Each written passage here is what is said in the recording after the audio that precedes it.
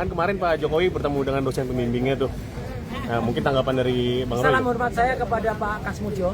Kasihan beliau di usia 75 harus diseret-seret dengan ini. Dan saya ambil kata-kata Pak Kasmujo. Ini kejujuran yang penting. Betul, Pak Kasmujo. Ajarkan kejujuran untuk dia. Gitu loh. Karena apa? Karena dia itu tadinya disetting untuk seolah-olah menjadi dosen pembimbing skripsi. Ya, itu ada kalimatnya di tahun 2017 kan. Gitu. Ini Pak Kasmujo bolak-balik pulang. Gitu, galak banget gitu. Dan dia udah terima kasih Pak Kasmujo yang telah membimbing skripsi saya. Jelas kan skripsi. Tapi ternyata nama Pak Kasmujo gak ada di skripsinya. Jadi nanti kita meyakini kalau ini benar-benar palsu gitu. Ya, biarkan nanti yang audit. Tapi kalaupun nanti ada hasil lapor, semoga lapor itu nanti harus tidak hanya berupa keterangan singkat ini asli atau tidak. Enggak, lapor itu harus detail. Satu, ijazahnya ditampilkan. Jadi semua orang bisa nguji. Sama enggak itu yang diunggah oleh si kader partai itu? Kalau beda, berarti kader partai itu menyebarkan hoax. Gampang kan? Ya. Kalau sama, berarti saya menganalisis gambar yang sama. Nggak bisa lagi kan dikejar-kejar. Yang kedua adalah hasil itu jelas. Kertasnya apa? Itu karbon datingnya bunyinya apa?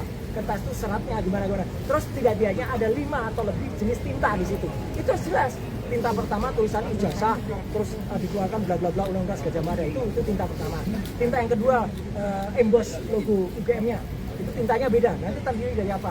3, tinta penanda tangannya, ya rektor UGM dan dekannya, itu pun lain lagi. Tinta keempat adalah tulisannya si pemilik ijazah, ini misalnya siapa gitu, Joko Widodo gitu. Itu pun tinta yang lain lagi. Dan tinta yang kelima cap, itu harus beda-beda dan jelas. Kayak kita misalnya periksa kesehatan, apa mau teman-teman itu terima Anda sakit, Anda sehat? Gak mau dong.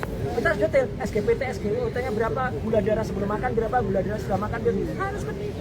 Ya, ini kenapa dipermasalahkan di akhir-akhir setelah Pak Jokowi? Apa yang membuat jadi concern gitu Mas Roy sebagai pengamat? Kalau saya jadi concern karena ada seseorang yang tiba-tiba mengunggah ijazah itu dan kemudian mengatakan asli. Sebelumnya kan nggak ada. Dia yang memastikan asli, maka kita cek asli apa enggak itu. Kalau nggak ada unggahan itu nggak ada. Dan saya memang baru muncul memang setelah ada unggahan itu pada 1 April.